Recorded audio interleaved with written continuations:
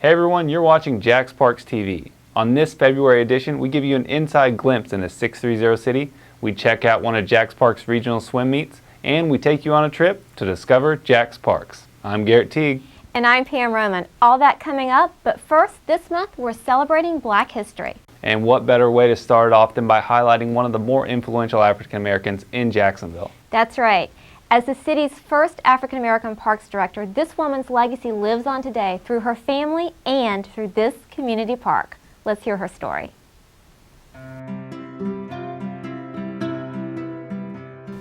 Florida Dwight is my grandmother. She was actually the first parks director for African American children. Rita Harris glows when she talks about her grandmother, who first began working for the city's Parks and Recreation Department in 1918. It was a time when a lot of women were not even a part of the workforce, but listening to Harris, you quickly realized that what may be work for some was a passion for Florida C. Dwight. I actually have had the opportunity over the years to talk with people who went to those parks. And they talk about how she did all the activities, would encourage kids to come to the park to play. They did sports, they did doll shows, different things for the kids just to get involved. These documents are from Jacksonville Public Library's Florida C. Dwight collection.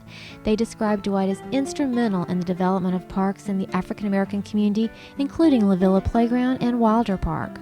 I think that she really knew that recreation activities were very important. I was looking over some information and they said that actually the delinquency rate dropped because of the fact that kids had something to do. Even after retirement in 1950, Florida Dwight continued to influence recreation as a member of the Florida State Park and Recreation Board. In 1982, the city of Jacksonville renamed the La Villa Playground the Florida C. Dwight Memorial Playground in her honor. Dwight passed in 1977, but her passion still resonates today. I think she would want Jacksonville to know that we need to keep our parks, that we need for recreation to still be a part of school, to still be a part of weekend activities, that being outside and being involved is still important. And I think that she would want for Jacksonville to know that these things are very important for kids as well as adults, to just be involved with your family as well. We invite you to learn more about the contributions Florida Dwight and other African Americans made to Jacksonville and our nation by visiting the African American collection located in the main library downtown. And please take a few minutes to watch the entire JaxParks series celebrating African American history. You can find it online at JaxParksTV.com.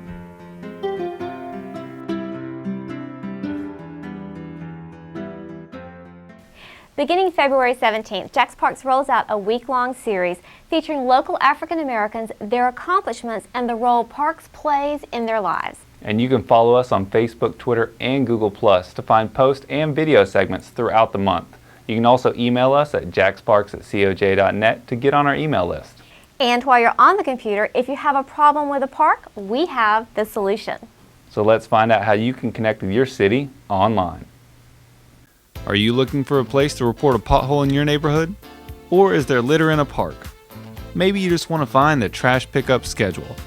Well, 630 City is your answer for that and many more city services. It's been serving Jacksonville residents over 10 years, and a lot of people are familiar with the number. But the phone isn't the only option to reach 630 City. You can also find it online. And using 630 City online is easy. First, just open your internet browser and type in www.coj.net. Once here, hover your mouse over the option for online services and select Request a City Service. This is what your page will look like. You have 4 options for action here. Create Issue lets you enter a new issue or service request. Look Up Issue lets you check the status of an existing entry. Public Records is the option for requesting city public documents. And How Does the Process Work provides the basic instructions for using 630 City online. You also have access to contact information from other agencies outside the realm of 630 City assistance, including court documents, e-government, sheriff's office, and others. Let's start with creating an issue. From here, you can select from the list on the right, or if you don't see your option right away, just type in a keyword. Today we're reporting litter in a park, so we'll type the word litter and click the search icon. Choose from the list provided. We'll select parks, litter, and trash. That brings us to a simple entry form. First, enter a brief description of the issue or request. Next, make sure you include an accurate address or cross street.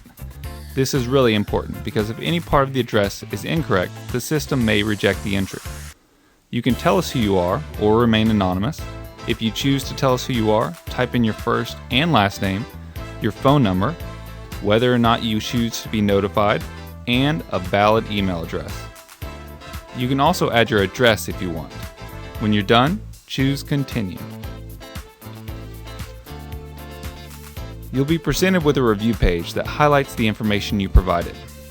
Give it a quick glance to make sure it's accurate. Again, a correct address is very important for processing your information. Then select Edit if you want to change any information, or Submit. This page comes up next. You'll want to keep it for your records. Please make sure you record the entry number, including the year, which is represented by the first 4 digits. You'll need this if you want to check the progress of your entry later. This page recaps the information you submitted and provides an estimated timeline for action. You also get some additional information about the target area listed in your entry. Once complete, simply click on the logo in the top left corner to go back to 630 City's main page. Now let's look up an issue. This step is quick and really simple. From 630 City's main page, select Look Up Issue. This basic form will appear. From here, just type in your issue number, making sure that the year, represented by the first 4 digits, is correct. Next, enter the street address associated with the issue. Now, an important note here, the address must be identical to the address you put in when first entering the issue. That's why it's a good idea to print or save a record of that entry when you make it. Lastly, select the Get Issue Info button. A summary screen appears with information about the latest activity associated with the entry. You can see on this one that it states work is in progress, and it also tells you who the responsible party is. In this case, it's the Parks and Recreation Department. From here, you can click the 630 City logo in the top left again and return to 630 City's main page.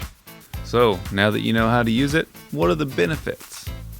A benefit of using the 630 City online is accessibility. You can access the system 24 hours a day, 7 days a week. Also, accountability. You have a tracking number that you're able to check on the status and see what work has been done. It's also a transparent thing, so you see that your government is working for you and how it's working for you. And don't forget, if you have any issues with the online system, or if you just want to hear a friendly voice, you can still call the dedicated call center staff at 630 City. At 630 City, we want to be your trusted resources. We're here to serve you. Now let's dive into this next story. We're moving from the park to the pool. That's right. This year, JaxParks Annual Swim Classic went international and made a big splash for the city.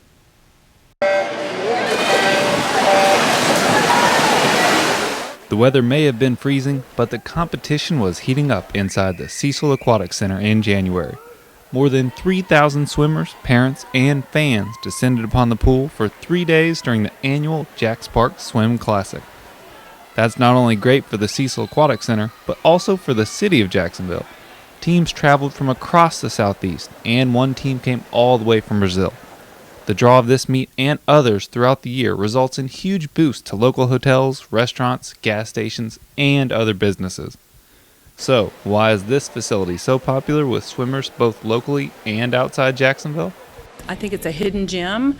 It's a great pool. It's a great facility. It's got a lot to offer. We spend a lot of time swimming as well as we spend time in summer camps out here as well. It's a pretty hard competition. It's really fast. It's really dynamic. The swimmers here are really good. And this aquatic center is much better than we have in Brazil. It's a long course pool, it's a short course pool, it's indoors.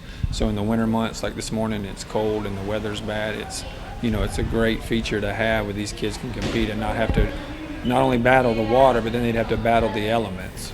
And this won't be the only competition in 2014. The Cecil Aquatic Center has plenty more meets scheduled during the year, and that means more families and even more dollars for Jacksonville. On our last episode of JaxParks TV, we gave you a sneak peek at a new series. Each week we'll have a new park for you to explore.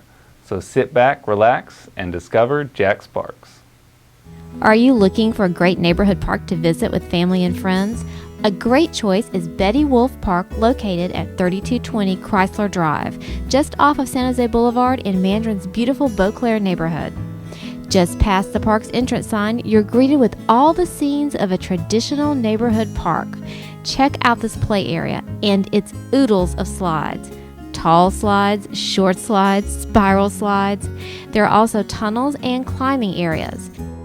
Another amenity kids love here is this unique miniature climbing rock, and it comes complete with decorative climbing handles.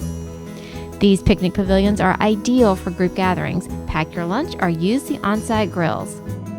This portion of the 4.9-acre park is designed with more of a passive feel. The track around has a series of senior fitness stations, or you can just enjoy the scenery and a leisurely stroll. Traditional swings and benches round out the park experience here at Betty Wolfe, a great place to enjoy an afternoon of fun.